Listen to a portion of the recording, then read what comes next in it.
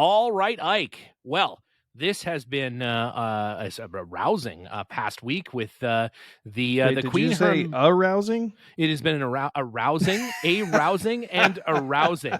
Because I'll tell you what, nothing says arousing like Queen The Elizabeth's Platinum Jubilee celebration. I think we can all agree on that. Certainly, growing up in Canada, we have a reverence for Her Majesty that rivals our counterparts back in Great Britain. So it's been a big week, a huge week for Land Rovering and British cars in the UK as well. There was a great big parade over this past weekend celebrating Her Majesty, and we've got of course Nick Dimbleby on location as he was there in the thick of it taking amazing Land Rover photos. Michael Bishop was there driving amazing old Land Rovers, and likely every other listener to the podcast was there in some respect. They rolled out Huey. And they rolled out all the way to the new Defender 130. So like a whole, basically nearly 75 years of Land Rovers there. Well, I suppose because it's 47, there was 75 years of Land Rovers there. So pretty cool. It was neat. Yeah, my understanding is they led the parade of vehicles with the Land Rovers, and it was quite a lot of work to get them all there and ready, and quite a bit of celebration on many of the Land Rover forums by a lot of the enthusiasts, flying their Union Jacks and so forth. Being an American, I don't understand the celebration of royalty, but it's not for me to judge. Yeah, it was it's a good time. It's like a president. It just never changes, sort of. And Is that a good thing? Is that a good thing? There's been some presidents that would say it was, but we'll leave that. That's another show entirely. There was an F pace from. Do you know Nandi Bashel? Do you know who that is? The kid drummer. She befriended Dave Grohl over the internet during the pandemic. Apparently, she had a special edition F pace. It was like a hybrid F pace that they had rolled out for her. They had the Bond cars there. Michael Bishop brought a Land Rover that was all smashed up by a Bond movie, which is one of his favorite things. We saw that in person. Yeah, it was like on the carousel. It was. I don't think they brought that one. I think that one was too. They brought the Defender. That was. They brought the Defender. Yeah, I don't think that thing drives. I think the Queen would have been like, "What the hell is going on there?" I'm pretty sure he said he drove it there. No, he did drive it. Yeah, it was just. Yeah, we should have taken that down to dinner. That would have been the right move there. But yeah, no, a lot of cars that would smashed in a Bond film that are like. They don't fix them. I don't know. They don't fix them. No, well, once they're smashed, they're collectible. That's the thing. It's like those are I wish I had that job, just making things more valuable by smashing them. I want that job. Well, there you go. Hey, I mean, podcast used could be the new screen used. Yeah. You never know. At one point, the Freelander is going to be, worth literally tens of dollars. I mean, just tens of dollars. Just this is the Freelander that burned down Steven's house. Yeah, we don't park it inside for that reason. But yeah, no. So it looked pretty cool over there, and lots of great. All of our favorite Instagram accounts were posting all kinds of great stuff. Of course, like I said, the Dimbleby out there, getting these amazing photos as always. Not a photograph of a Land Rover if it wasn't taken by Nick Dimbleby. That's exactly right. Well, speaking of, it's not a Land Rover. If not, our good friend Jeff Aronson and Land Rover North America legend, certainly the Rover Magazine, as Jeff has been the editor of for 22 years, is an icon here in the United States. For those of our listeners, now up to 20% of our listeners in the UK are not familiar with the local Land Rover. One of the two big parts dealers here in the United States has Rovers North, has a magazine, Rovers Magazine, and Jeff has been the editor of that magazine for quite a while, and is a staple of the Land Rover community, certainly on the East Coast. But I think he's known nationwide, and I would say across our whole great continent here, as we're very fond of the Rovers newsletter in Canada as well. And so we finally pretty soon we'll have the Jeff Aronson Platinum Jubilee. I can't wait. I'm certainly happen. I'm ready to bring a smashed up Bond car to that Platinum Jubilee. Let me tell you, I'm ready to go. We'll smash up a car just for that, just for the event. So, without further ado, let's get Jeff on the show and chat about everything that he's been up to. I heard that he had just been called out to some sort of an emergency. So hopefully he's back in time. We'll try to get him on the into the podcast apparatus here. See if we get a hold of him. All right. This is going to be great.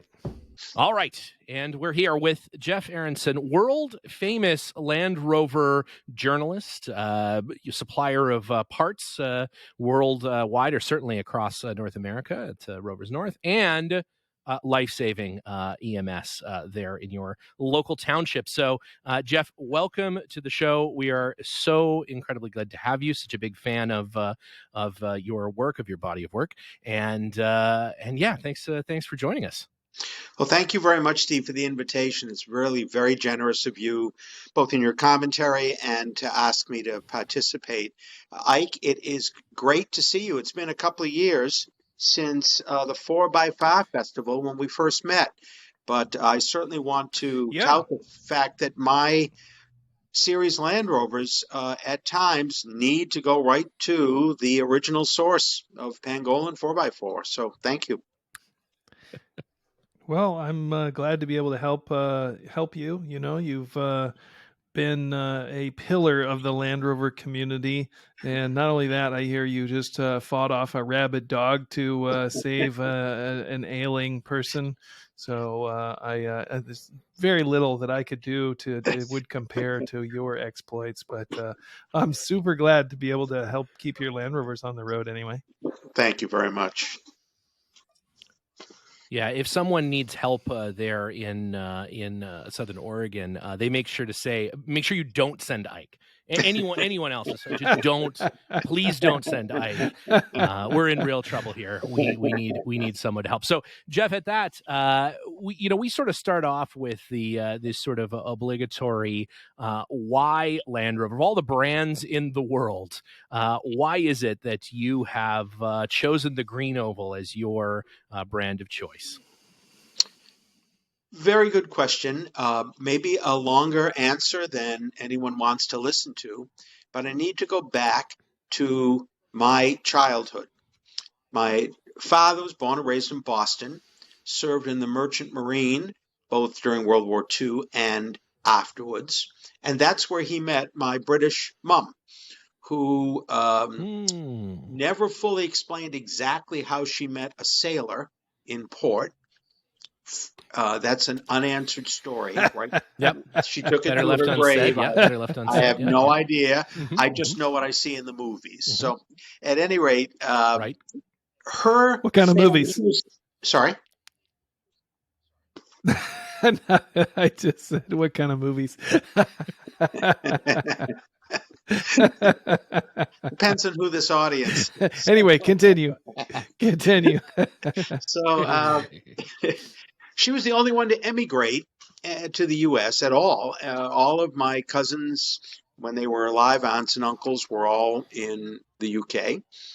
And they couldn't believe that she would actually do that. So they assumed she was horrifically homesick and therefore sent endless streams of packages with magazines, newspapers, etc. from home, many of which featured obviously British automobiles as their advertising. That's how I really started an affection for British cars. On the opposite side of my family, on my father's side, anything smaller than a Buick was considered to be too compact. So I went to those extremes, but I fell hook, line, and sinker for Land Rovers, as well as British sports cars. But the Land Rover was the key. And I kept trying to convince them that since Land Rover made a station wagon, that's what we should get instead of another large Buick station wagon.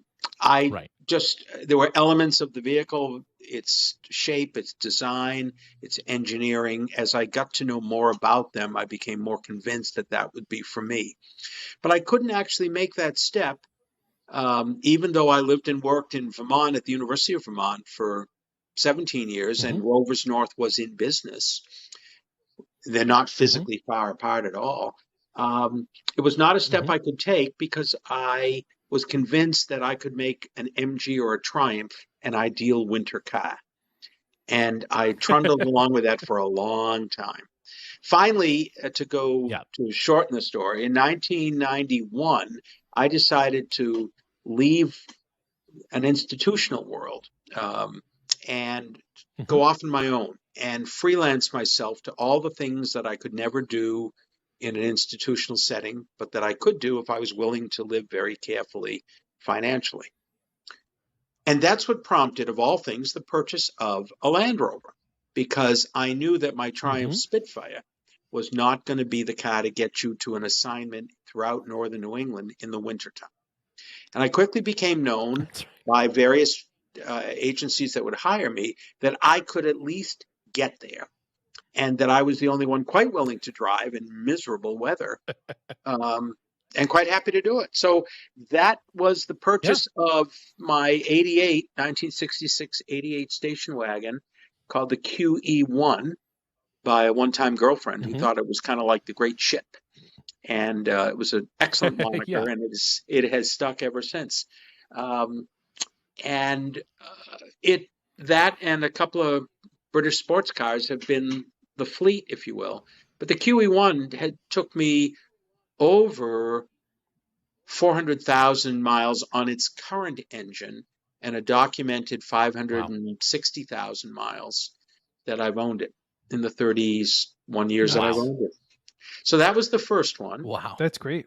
Thanks. The second Land Rover is actually a rescue story that we did cover in Rovers Magazine, but I'll share it with you Mhm. guys if you didn't see that story.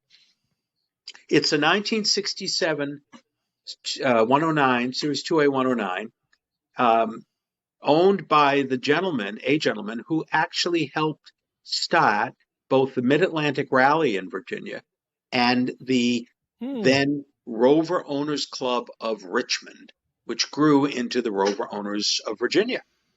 And both the Mhm. club and the event are still going strong. So this fellow, Bill Rickman, had bought his 109 in 1971 in North Carolina at an import Mhm. car dealer near the Mhm. lakes regions in the mountain and lakes regions in North Carolina. He Mhm. he passed on. His wife and son were uncertain as to what they wanted to do with it. It had sat dormant for several years in his declining health. By dormant, I mean it sat in a field Mhm. and was slowly sinking away. The Virginia Club, Right. spurred on by Just Ralph like me. Sarek, yeah. So Yeah, the just like Ike is sitting in a field, slowly deteriorating. That's yeah. Yeah. we'll have to rescue Ike then. Uh, Yeah, one of the these days. so the family agreed that Ralph Sarek of Sarek Auto Works and a couple of club members could at least take the vehicle out of the field to nearby Mhm. Richmond, where it at least would be in a paved parking lot. And then they could Mhm. decide what they would do. The car would be in better shape, if you will, whatever was left of it. And it really was quite a wreck. Not damaged, but rusting, corroding. Every seal is gone and so on. Motor seized. So exactly what to do with it, they did not know. My entrance to the story is at the Mid Mhm. Atlantic Rally of 2018, where upon stopping at Sarek Auto Work on my way back from the event so I could fly out of Richmond, I came across in the Mhm. back lot of Sarek Auto Works two blue, marine blue, Series 109, Series 2A 109s, station wagons. One of them And looked, you were looking for a car at this time? no, I wasn't looking for anything. I was looking for a ride to the airport is what I was looking for. But but I saw, I mean, how often do you see two 109s at all? And how often are they the Yeah. same color? And more importantly, Mhm. one of them looked like it had just come out of, say, one of your restorations. That's not mine. Hmm. one of them looked more like before. So there was a before and after moment. And what Ralph explained was that the owners of the very, very beautiful repainted marine blue 109 station wagon had brought it back, it's right-hand drive, had brought it back from Zambia, where they were stationed with the State Department. And they drove it through Africa, and they loved it. They did not want to give it up, but they really wanted to modernize it. So could it have a coil-sprung disc brake chassis? Could it have a Rover V8? Could it be an automatic? And Ralph's answer was, yes, if we can do this if that's what you want. And they said, well, Ralph gave them an estimate, and they said, well, that's understandable, but wouldn't it be nice if we could sell the frame and drivetrain to somebody who was also looking to refurbish a 109? So Ralph told me that story, and I took on that look of people who are watching infomercials to save puppies at night, late at night. And, the puppy has big eyes and is just looking right at you with his muzzle. And all you want to do is go and adopt it. So Ralph knew he had a live one. And sure enough, I left there saying, I've always wanted a 109. And it's true. I have always wanted a 109. I don't know why. Yeah. I don't have 10 friends. So, who's going to ride in? I have no idea. But we struck a deal with the family that really wanted to see it refurbished, but wasn't going to do it itself. And struck a deal with the owners of the very beautiful 109. And in turn, that 1976 engine, that Series 3 transmission and drivetrain and frame were rolled under the 109 that I own, the one that you see sometimes in the magazine. And that one was painted at the factory in 1967 and hasn't been touched since. Oh, awesome. Very awesome. Wow. Must have been hard to get that motor in there without touching it. I leave that to Sarah. So they did a beautiful job. And oh, nice. He put that in for you. That's cool. Yeah. He also, was able to put those two cars side by side and, sort of Ralph what knew you could exactly what he had. He's a very intelligent, intuitive guy. He knew he had a sucker the minute I walked over there, and I think I was drooling over them is what it was. So yeah. And how long have you had this car? We finished it for the 2019 Mar. And I drove relatively recently. Relatively recently, exactly. I drove it home, back here to Maine. Just got in it. I drove it to Mar, 500 miles from Richmond, back and forth, and then drove it home to Maine. The line that you might appreciate, the guys so I live on an island, live and work on an island off the coast of Maine called Vinyl Haven. And the ferry people are used to seeing my vehicles, and they're somewhat unique in their eyes. And when I drove up with the 109, Rickman, the 109, I named it in honor of the previous owner. The crew member who was guiding me onto the ferry, said, "Don't tell me you've bought this one." They're like, these aren't seaworthy, Jeff. You need to stop. You need to stop this. They didn't believe they were roadworthy. Well, so that's right. I think it's great. Yeah. So it's a patina. So in addition, vehicle. I love it. I'm sorry. In addition to the two Land Rovers, that you have, you also have, I believe, a Triumph TR7, the Wedge. Is that correct? Yes, it is. I have three Land Rovers. I have a 97 Discovery that I also rescued down in Maryland and brought home. So that one is named after Tony Gilroy, the former managing director of Land Rover, under whose watch the Discovery was created. And that's right. Yeah, that's right. There are many who argue that it was the Discovery that actually kept the company financially viable, because it was a huge sales success. It got them But to yes, the Freelander, which, as we know, has set the tone for the modern Land Rovers. So unfortunately, yeah. I say they yeah. Well, sell I like can hotcakes. speak like John now. I can speak disparagingly of the Freelander because we are, Ike and I, proud Freelander owners. Of course, the official Underpowered Hour company car is a 2004 G4 edition Freelander that broke down in the first 15 minutes of owning it. So it's we're par I for the was not course. consulted on the purchase of that, nor have I seen or driven decision. this car. Executive decision. So I'm just forced. Freelander ownership has been forced upon me, yeah, apparently. yeah, it's great. I So think that's the reason he bought it. That every, is. every so often, somebody working at headquarters in Land Rover, when I'm down there, will say, "Hey, look, we came across a stash of these. We know you would like them." So I now have what might be the largest collection of Freelander pins and pens. So if I could send one to you, Steve, if you would like to adorn the vehicle with an official Land Rover Freelander Oh my pin. God. I would love that. We will. We're changing the G4 sponsorship just a little to more effectively mirror the podcast. So we are, for instance, going to have the fine people at Nando's sponsor the car and a couple of other things. So we would be more than happy, honored, in fact, to get some of your gear in there. You can always, Rovers North is welcome to sponsor the Freelander, with what I'm sure is $40,000 of parts in the next couple of years that will likely run through that thing. So no problem.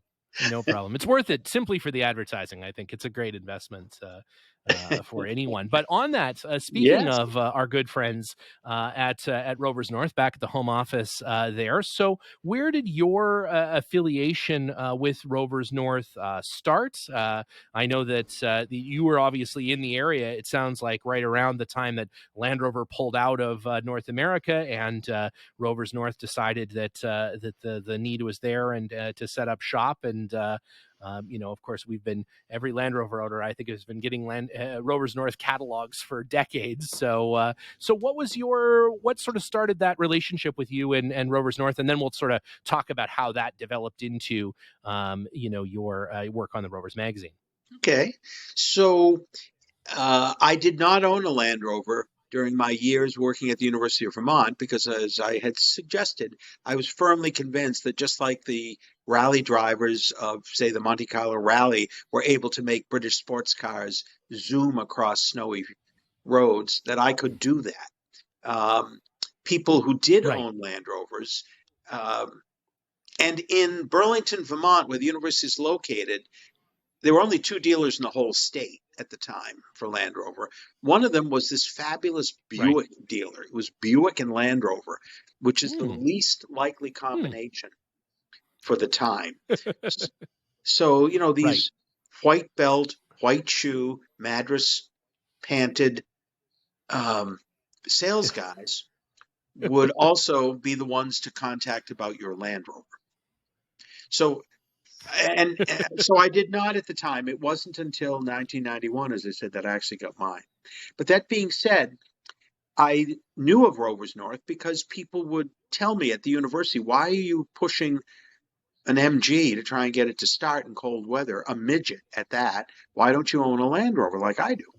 And they had great stories, and they had wonderful connections with Rovers North. So couldn't have been more complimentary.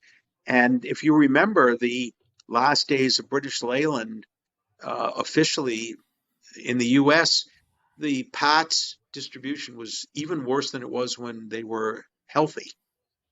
So the fact that Rovers North could get Pats was fabulous because I couldn't get parts or anything. But that being said, I immediately got there first back when they had a Pats guide, and the newsletter was literally mimeographed. Remember mimeographs? Yes. So for your younger listeners, a mimeograph is a primitive form of printing, just a step up from Gutenberg's Bible. That's right. I think some of those are collectible now, Jeff. Some of those old Rovers Yes. North Newsletter. newsletters, Yeah. they're definitely, there's some neat stuff out there. Now, I know you guys are sort of have some of that stuff online. Is any of those really, really old ones in the sort of digital archive, or did that start a little bit later? I know we're a little No, off it topic, but started it just still later. seemed It's interesting. something that Thompson Smith, the creative director for Rovers North and the art director for the magazine, Yeah. it's something he tries to do when he has Mhm. some extra time. We do have a pretty good Oh, that's some archive extra of time. them. Yeah. So, Yeah. and there were a few people ahead of me in terms of doing this. As a customer starting in Yeah. 91, Ike, you'll appreciate this. I was the customer who called one day to say, I'm having brake problems. So I just removed the rear drum on one side, and I want to know what grease should I apply to the drum to replace the grease that's there.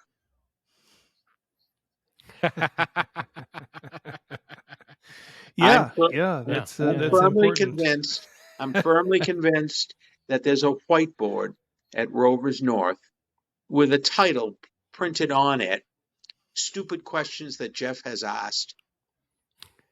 And I'm sure they just hide the board when I go over It's there. now a bronzed. I believe it's a bronzed. It's a bronzed statue. The plaque underneath. It's quite nice. Yeah, I think Eric's got it there in the back somewhere. It is a I've heard of it. It's well, it's sort of like an Academy Award. But no, of course. I think we've all wondered that. How do these brakes work with all this grease in here? Well, they don't. That's That was exactly. No, I mean, so it's correction for the steering pulling to one side. You gotta grease the that opposite side brake Yeah, that's to fine. make sure that it Perfect. stops straight. It's just nice and straight then. No, Well, at no least I problem at wanted all. to have. So your I wanted to Yeah. have clean grease. I should get some points for just wanting to change out the grease in the brake drum. But that started. not wanting to defer maintenance. I mean, that's the hallmark of a good Land Rover owner, Yeah. So that started my regular phone calls back when that was the way you reach Rovers North. You called them.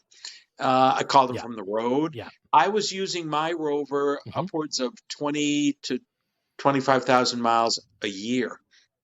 Not in commuting, but in driving all over northern New England for work. So I packed a toolbox,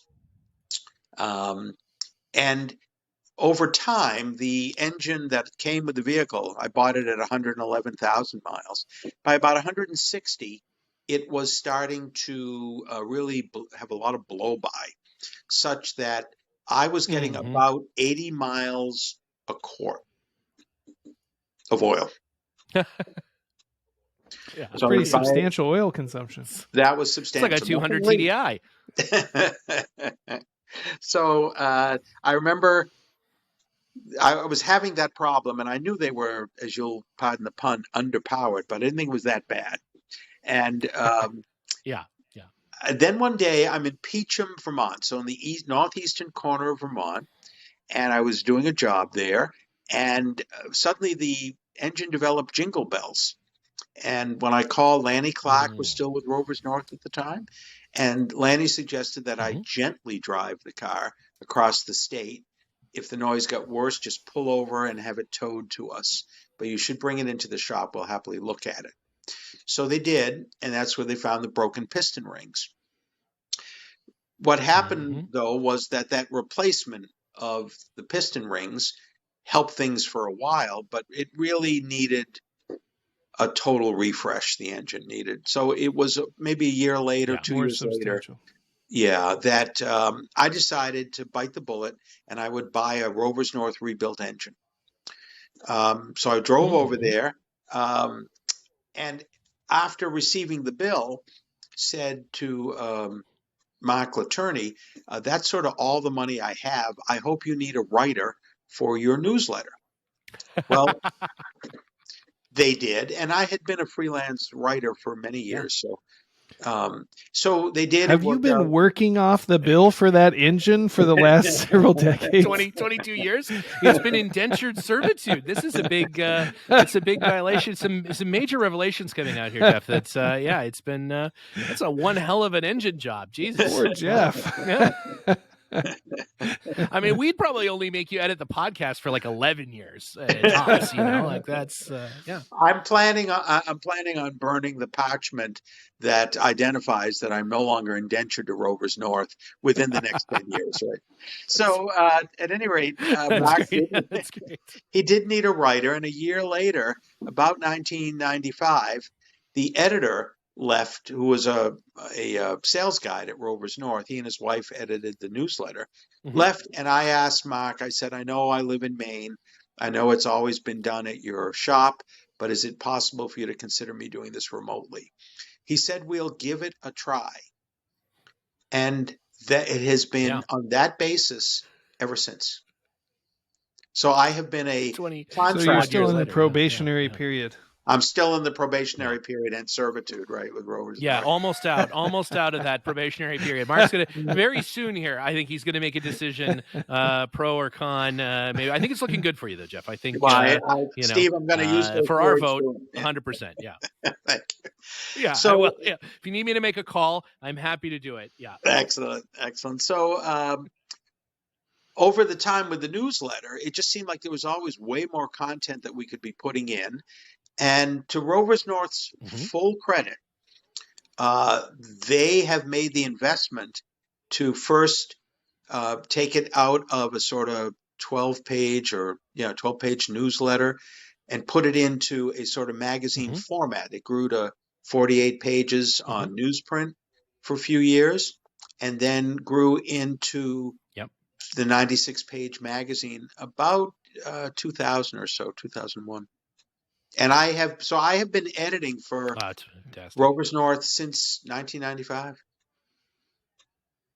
Wow. That is amazing. And what a great, I mean, it is one of those sort of staples of North American Land Rover culture. I mean, certainly up in Canada, we would get the newsletter and we would get the catalogs. And I attribute the line drawings of all of the different models of Land Rovers in the front of the magazine to my desire to have a check mark beside each one of those as I own them. I'm getting pretty close. I'm embarrassingly getting pretty close.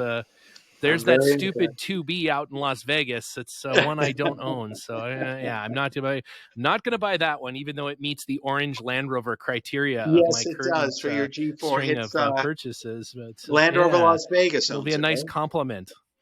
Yeah, they do. Yeah, I've actually seen that car. The Land Rover Vegas guys are friends, and I've seen it's very interesting. It's got a little bar built into the side of it with a TV, and it's an interesting unit that they have. But yeah. Anyways, no, I think that obviously the work that you guys have done with the magazine, it's fantastic. It does a great job of collecting this sort of North American Rover culture and distilling it down into one place so that we can all see, especially us here on the West Coast, we can see what all the East Coast clubs are up to. It's a lot of that's where I get my Mar news and the Winter all those sort of things is by reading Rovers magazine, and we love it. And then there's always some part in the back where I'm like, oh yeah, you know what, I would actually do need that one of those. And so then a quick call to the guys. So and I still call frequently when I need something. So I also enjoy the phone call. I do too, and the guys do, the women do. I want to put a pitch in right now to West Coast clubs, to West Coast enthusiasts. It's like pulling teeth for me to sometimes get stories from there. Very much want to have them. Right. Our creative director, Thompson Smith, moved for family reasons out to his home area of South Lake Tahoe.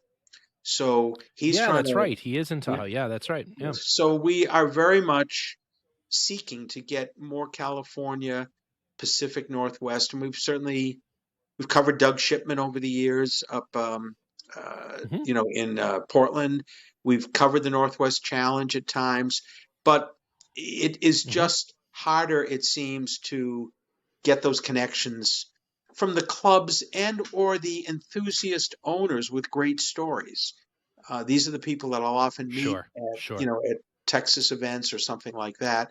I suppose it just means I'll have to get myself out to the West Coast and you do, and start let covering us them. be the first to say you've got to come out here to my shop here in Los Angeles, and I will extend the invitation on Ike's behalf up there at Pangolin as well anytime.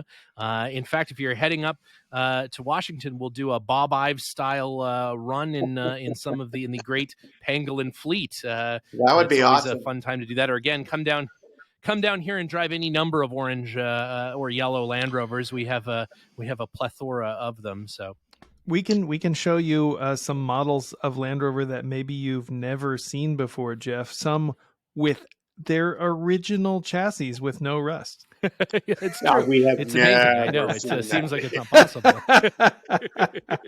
New England eats We have all for breakfast. Yeah. Yeah. No, we have harsh.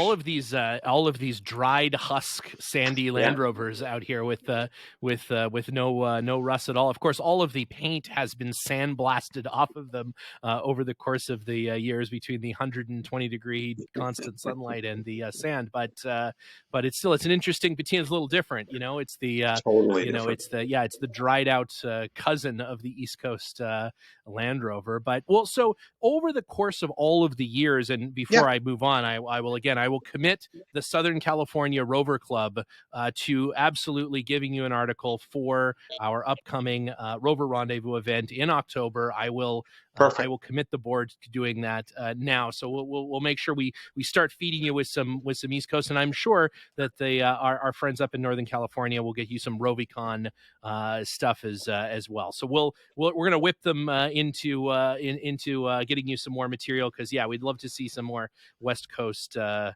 stories in the magazine. But that being said, you have had such an incredible, sort of opportunity to be with Land Rover and Land Rover owners for all of these years worth of interesting events. Like you said, met Ike at 4x4, and I know you've been involved in the more recent stuff, Trek and the Land Rover Trophy. So talk to us a little bit about that. What an interesting place that you find yourself, that you're sort of in the loop with Land Rover, unlike Ike and I, who've been asked to never come to another Land Rover event again after Joe was suplexed by Wyclef Jean. That was your idea, wasn't it? It was. I was like, Wyclef, I think this is the perfect time for a piggyback. I just didn't think he was going to do it.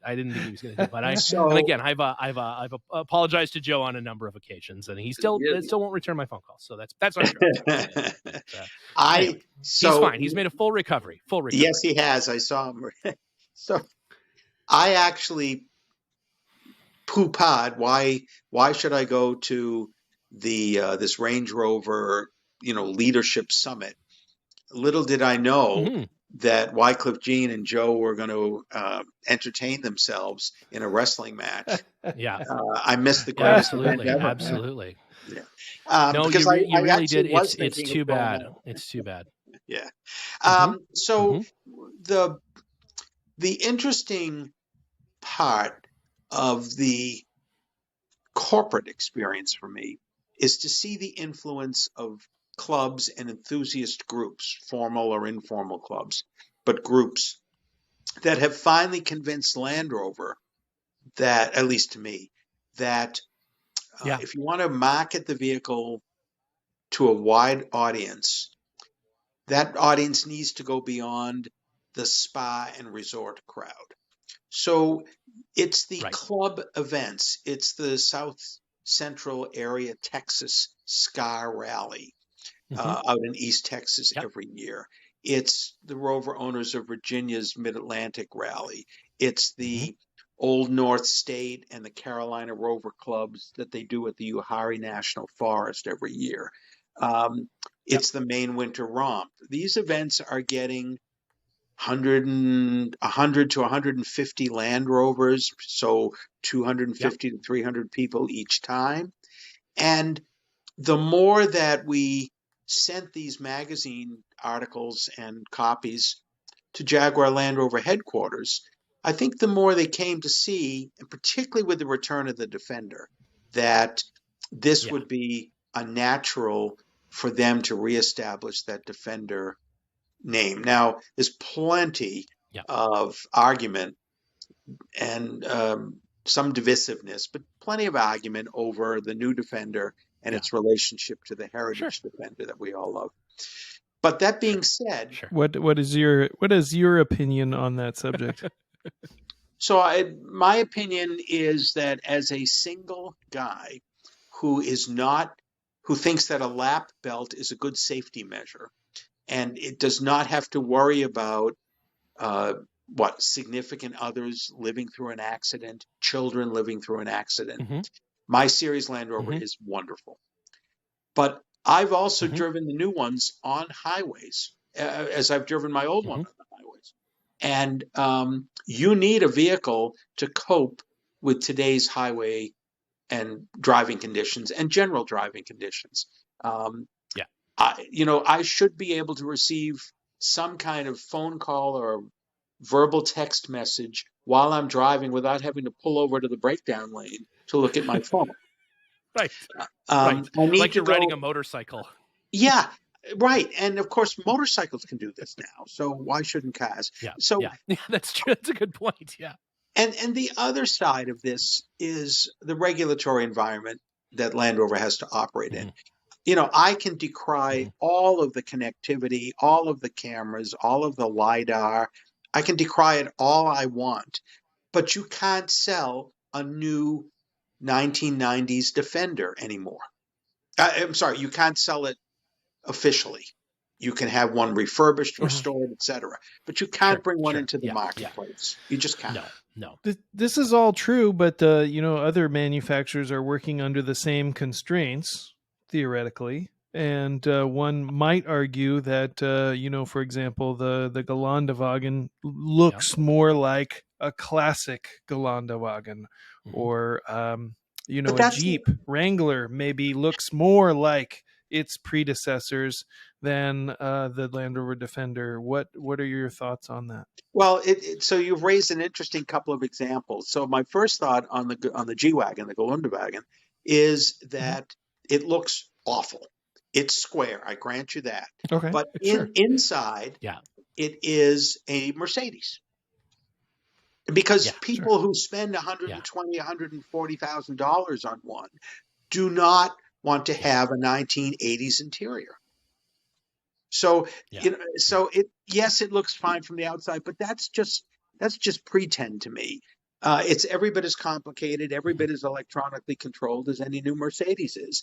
And bless their hearts, but Mercedes hasn't had a good run of reliability in terms of their electronic systems and their software systems for a long time. It's been many years now. So that's a good point. Yeah, they do. I suppose it's actually a point that people don't make that often, that although they do look, I would say both the Ineos Grenadier and even to be totally honest, sort of the Jeep as well, they do look much closer to their predecessors. The DNA line is a little closer, but from an engine management and from all of that sort of business, they're in many ways just as complicated, or are just as complicated as a modern car. Right. Certainly the Geländewagen with the totally LED dash and everything, it's very complicated. It is. And a part of what the G-Wagon is, a very, very subsidiary production model from Mercedes. As long as people will buy them, they farm them out. They're not even made in Germany. They're made elsewhere, which is fine. But they farm the whole thing out. They've always been made by Puch, I think, since they were they started building them. They've always been made by Puch. I agree. Yeah. They're even badged as Puch in Europe. I did not know that. That's very interesting. Yeah. So. So when you're in Europe, you see them driving around as Puchs. So there's a part of me that just says, okay, so is it a styling issue, or is it really the essence of Land Rover? So the essence of Land Rover is, frankly, field repairability and durability. And newer vehicles simply aren't certainly not showing any field repairability unless it's a software problem instead of a hardware problem. Right. And they're not showing a whole lot of durability relative simply because they're too new. I want to know what one's going to be like 10 years from now or 20 years from now. Yeah. My Land Rover is a 66 and a 67. I want to know what they're going to be like then. But I want to take that aside, because the fact is you can't build even a 90s Defender any longer and meet any ability to sell it, even in Europe, for goodness sakes. So you couldn't even really do that in the 90s, to be fair. It was a little bit of a workaround to get it. There's a totally reason the 110 had a full external roll cage in order to make it legal to import it. it was. So no, that's a And the Wrangler, the other side of it is that, look, the Jeep Wrangler remains a popular selling vehicle, largely in the US and a little bit in Europe. And the larger Jeep, the real income for Jeep is not in the Wrangler. It's in the Wagoneers and Grand Wagoneers and so on. That's what attracted Chrysler. The interesting part of the Defender, the new Defender, is that even when I'm not always a fan of every angle and every line and every clever bit of interior decoration or something, I have to say that it is an enormous seller for Land Rover, and it's not to former Defender owners alone. They're bringing in vast numbers of new enthusiasts. So something works. When I talk to readers or I meet somebody who has a new Defender in their 20s and 30s in age, in that demographic, they love them. They adore them. They think they're striking and they're stunning and they're so different than what they grew up with. But this is a generation that believes that my Discovery one is an old Land Rover, because that's what they grew up with. That's right. Well, I subscribe to the idea of just having one of every one of them, and then you don't have to decide from the 80-inch all the way to the new Defender. I like them all for different reasons. Like we're heading up to Overland Expo, which Liza has reminded me we have to plug us going to Overland Expo. That's a great both idea. For the Rebel Rally team and for Ike and I. Maybe we'll try to do another live stream there. We'll have to see, but 100% we're going to drive the new Defender and not the old Defender. My old Defender only has 2 seats in it, so there would be nowhere for my daughter. Would have to go on the roof rack or something. And the new Defender has 4 seats in it. For no other reason. Your daughter always rode on the roof rack. Usually, she prefers to ride on the roof rack if she can. She loves to sit in the tire on the hood and drive around that way, which is the peak of safety here at the Barris Collection. Safety third. So, no, I think it's interesting because I think the Defender answers a question that's being asked today more than it answers a question that was being asked in the 1990s.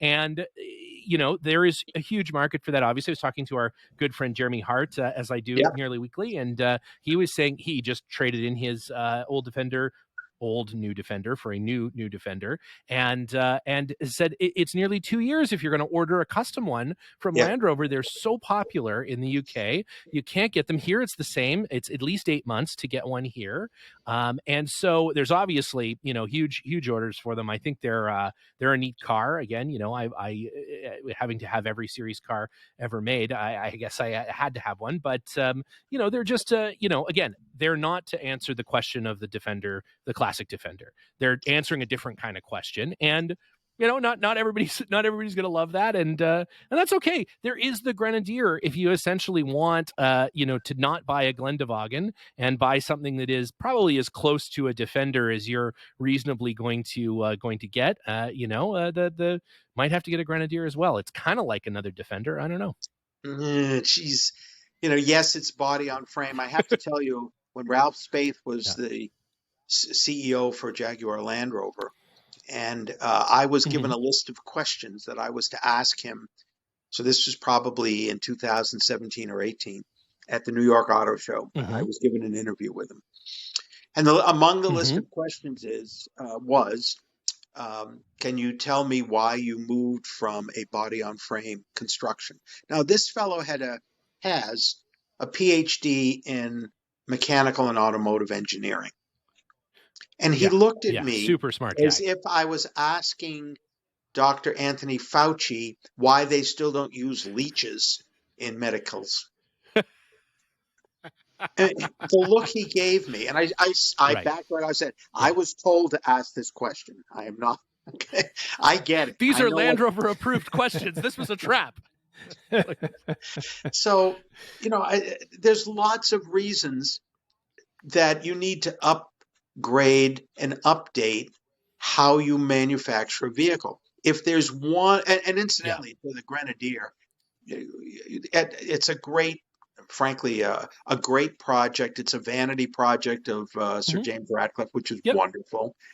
100%. But that being said, since essentially it's a part spin vehicle, what's going to happen when you need a part that interestingly a part spin from Magnastair? It's basically Sarah Pooch. Pook, who has involvement in the G-Wagon. It's more or less a G. It's funny. It shares way more with the G-Wagon than it does with any Defender, save maybe a little bit of styling, but and the overbite hood. But it is it's more.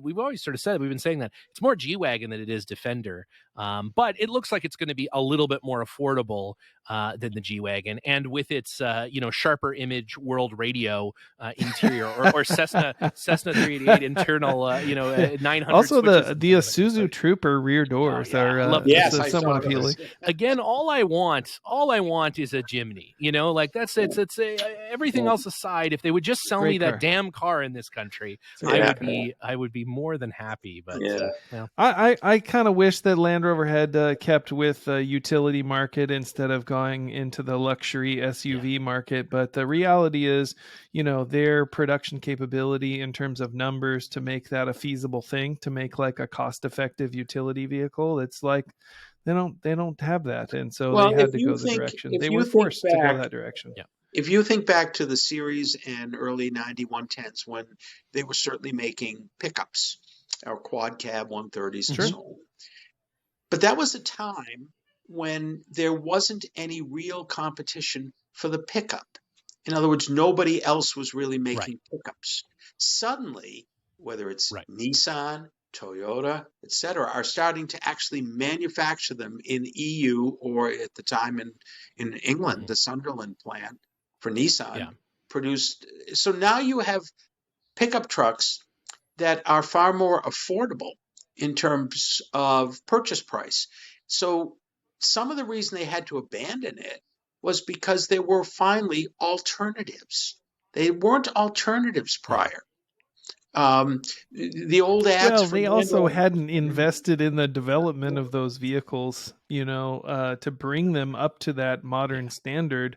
They kind of kept pushing them along, pushing them along. A little incremental changes over decades, and never really a facelift that would have made them competitive. Well, and Jeff, do you think that, like Jeep, like Glendavogen, if we had 5 models between the sort of classic Defender, the one that we saw go away in 2016, and the 2019, 2021, that if there were actually 5 models in that gap instead of 0 models, that people would have, like the Discovery, which up until the Discovery 5, I think people felt the gradual change was fine. Obviously a radical redesign to 5, but between Discovery 1 and Discovery 4, you didn't really hear the griping about it because it was incremental. And although if you put a Discovery 1 next to a Discovery 4, the change is nearly as great as it is between the Defender and the classic Defender. I think people just got used to it over time, right? And it's like anything. It's when it happens gradually, you don't see it. Yeah, but so to offer some thoughts on the utility side just for a moment. The big utility market for Land Rover was always the UK itself and the remnants of the Commonwealth countries. Now, that's right. I mean, because that's where the ingrained attitude towards a utility vehicle was going to go Land Rover. But in the 1980s and 90s, the commodity-based economies in those countries, which needed the utility, those commodity-based economies started to really get troubled. And Land Rover's African market just dropped away. So that's where so many of them were winding up. If they weren't in the UK, that's where they were going. And the United States had already instituted our famous chicken tax tariff. You remember that, right? So we couldn't, you couldn't bring a pickup into the U.S. at a competitive price. It was a 25%. You still can't. You still can't. Yeah. Exactly. Subaru managed to evade it by putting 2 seats in the back. Yeah, you remember the Subaru Brat? They were the same seats that you sat in elementary school, and they bolted them to the back bed.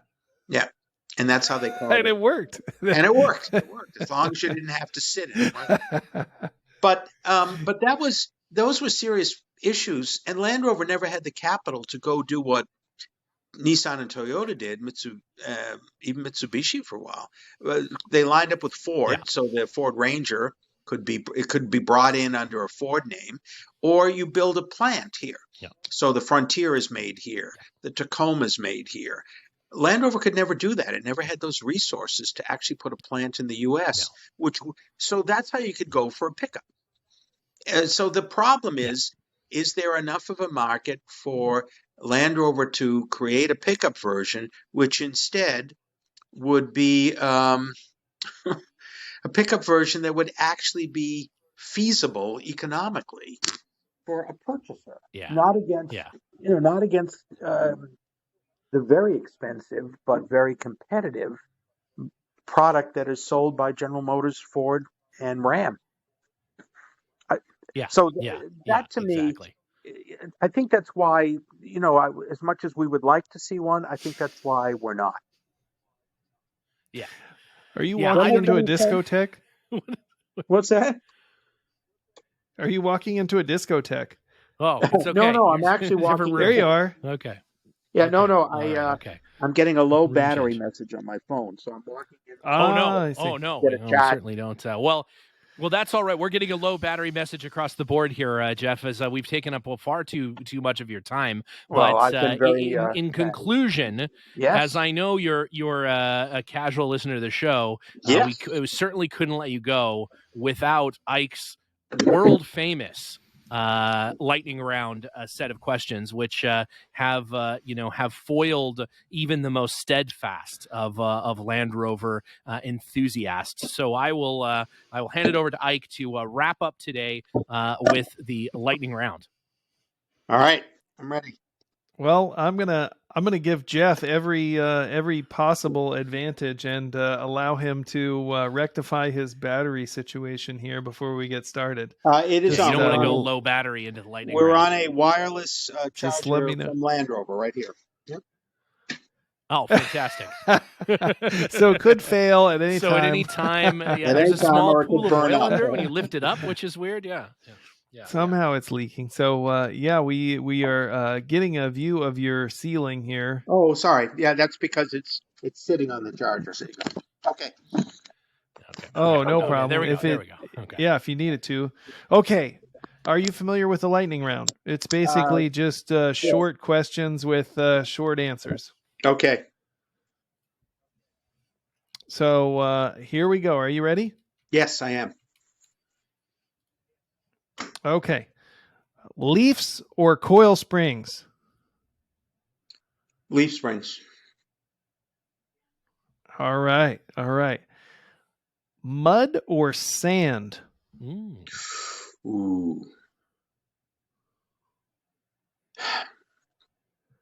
I'm going to say both damage. And this is for driving, not for eating. Yeah, no, I'm going to have to say sand. Sand. All right. Sand. Yeah, I would have expected mud being from New England, but right. No, it's sand because mud is so damaging to the vehicles here. So my preference it sure is. Yeah. Soft top or hard top? Ooh, I do both. Does hard top include safari? Both is a legitimate answer. Both is I'm both. I take it off. I put the safari top back on for the winter, and I run a soft top in the summer on the 88. Yep. That's very acceptable answer. Good. Compass or GPS? Ooh. I live on an island with occasional failure of cell service, so I have to go with compass. Compass. Right on. Gas or diesel? Oh, gas. Diesels are too complicated for me.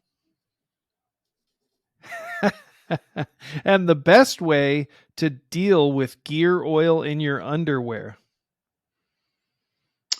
Find a friend and say, hey, you've never removed this before. Find a friend. Perfect answer. Also great dating advice from Jeff Aronson. There you go. So the same rule applies. Well, Jeff, thank you 6 so out of much 6 for Jeff. We really, really appreciate your time and joining us here. And again, we'd love to see you out here on the fairer coast, and we'll take you for a Land Rover experience to rival those of a piggyback ride from Wyclef Jean. So certainly, anytime you find yourself on the West Coast, you have a home here with us. And again, thanks for coming on, and let's do this again sometime soon, because I feel like we've just very, very, very lightly scratched the surface of the Aronson a pentathlon of stories. Well, thank you for the Thanks honor again, Jeff. Thank you very much for the honor of being on the show. I really appreciate it. Keep up the great work, and yes, I would love to do this again. Thank you. Grand. All right. Cheers for now. Have a great night. All right, you too. Thanks to both of you. You guys take.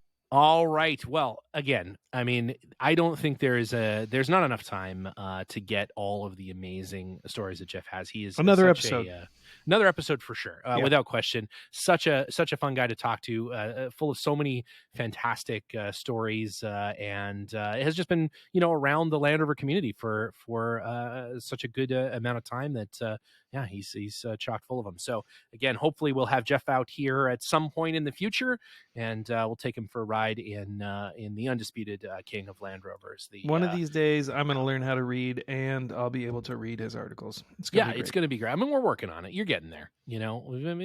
Some real part numbers, no problem. It's just I don't read fiction. I only read parts books. So yeah. So speaking of only reading parts books, you, myself, the wonderful Jenna, and Eliza will be at Overland Expo, the Pacific Northwest edition, up in Bend, Oregon, in the second weekend in July.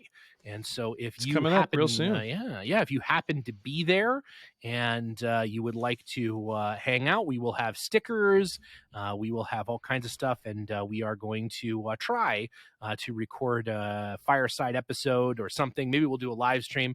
We're really in the early stages of planning, but Stephen will be making his world famous cinnamon scones. Yeah, absolutely. Fireside cinnamon scones. They're going to be delicious, and we're piping hot family recipe, 100% from scratch, homemade. Stephen will have them there, so come on down and see us. No problem. It's going to be great. We're going to have bottles of peri peri sauce to give away from our official. We aren't going to bring the Freelander up because there's no way it makes that journey. But we will have another orange Land Rover there, and we'll have a number of different cars from the Pangolin stable, I'm sure. And we will have a booth. Stephen will be having. He will be bringing his tools. If you have a problem with your vehicle, he will fix it on site. Yeah. Just bring it by. Drive it right through the middle of the show there, and park it up. We're gonna do whatever you need. Welding. You need something, a bumper fabricated. We're gonna do. It's gonna be like that. It's gonna be like a Discovery Auto Improvement show. It's gonna be like the Property Brothers, but with your Land Rover. That's what. It's gonna be great. We have planned. Yeah, it's gonna be great. So looking forward to that. As always, feel free to check out the Instagram, the Facebook, all of those sort of things. Head on over to the underpoweredhour.com and get yourself a t-shirt. We are restocking the yellow Series 1 t-shirts, as they're so popular that we sold out very, very quickly. Dan over in the UK has also almost sold out of those shirts. So if you're interested in getting them, you should pop on early, and we'll let everybody know on Instagram when we have shirts available again here. Give us a couple weeks to restock those popular sizes. However, if you want a 2X, an XL, a 3X, we have lots of those still. So feel free to grab them. And I would say, they fit a little small. I'm just saying, you might actually want an XL. So, if you're in the market, go ahead and get that. Also stickers and everything else available there. So please feel free to check that out. And as always, Tuesday coming up tomorrow, another Tip Top Tarp tip, which have been met with rave reviews. We've got more than a couple of inquiries on tarp pants, which currently we have no plans on productizing tarp pants. But due to popular demand, we are going to post the making of tarp pants, as I did shoot Jenna creating the tarp pants. So we're gonna put a reel together there, zip tying Ike into them. And so look forward to that on an upcoming tarp tip episode. And if you are not following Jenna and Liza at Overland Her as they prep for the Rebel Rally, why not? It's much better content than this. They're